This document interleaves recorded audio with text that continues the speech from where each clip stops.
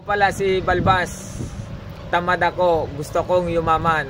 Tara, samahan nyo ako. Kahit sakyan mo itong kulungan, parang bulldozer. Tingnan mo, di magiba-giba itong kulungan. About dito, kaya pa bang apakan dito? Kaya pa rin dito. O, ayan pa. O, lahat yan. Kaya mong apakan. Ayan si Balbas. Malaki yung cage namin. Ang tibay naman ng kulungan mo, Balbas. Tibay ng kulungan. Mga nagtatanong nung sukat ng cage namin. Napapakita ko na po. Makinig kayo at di na uulitin ni Balbas. Okay. Dito naman, 14 inches. Okay.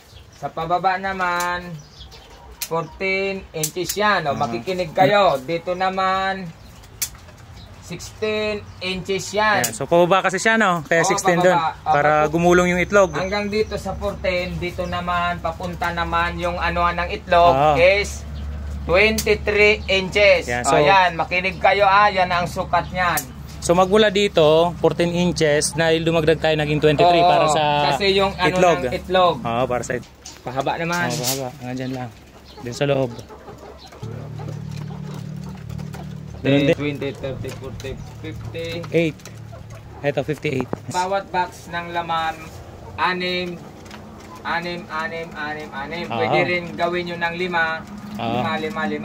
6 laman yan, pero malawak na yan. 6 na laman yan, pero malawak yan. Hindi yan city jail.